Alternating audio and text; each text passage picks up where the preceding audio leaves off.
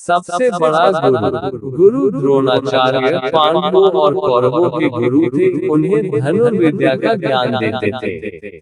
एक दिन एकलव्य जो कि एक गरीब शूद्र परिवार से थे, द्रोणाचार्य के पास गए और बोले कि गुरुदेव, मुझे भी धनुर्विद्या का ज्ञान प्राप्त करना है। आपसे अनुरोध है कि मुझे भी आपका शिष्य बनाकर धनुर्विद्या का ज्ञान प्रदान करें। किंतु द्रोणाचार्य ने एकलव्य को अपनी विवशता बताई और कहा कि वे किसी और गुरु से शिक्षा प्राप्त कर ले। ये सुनकर एकलव्य वहां से चले गए। इस घटना के बहुत दिनों बाद अर्जुन और द्रोणाचार्य शिकार के लिए जंगल की ओर गए।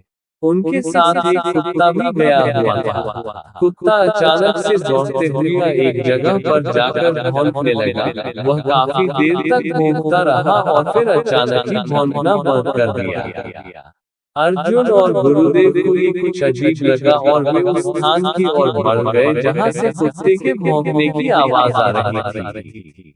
उन्होंने वहां जाकर जो देखा वो एक अविश्वसनीय घटना थी। किसी ने कुत्ते को बिना चोट पहुंचाए उसका मुंह तीरों के माध्यम से बंद कर दिया था और वह चाहकर भी नहीं भौंक सकता था। ये देखकर द्रोणाचार्य चौंक गए और सोचने लगे कि इतनी कुशलता से तीर चलाने का ज्ञान तो मैंने मेरे प्रिय शिष्य अर्जुन को भी नहीं दिया है, और न ही ऐसे भेजने वाला ज्ञान मेरे अलावा यहाँ कोई जानता है। तो फिर ऐसी अविश्वसनीय घटना घटी कैसे? तभी सामने से एकलव्य अपने हाथ में तीर कमान पकड़े आ रहा था। ये देखकर तो गुरुदेव और भी चौंक गए। द्रोणाचार्य ने एकलव्य से पूछा, बेटा तुमने ये सब कैसे कर दिखाया?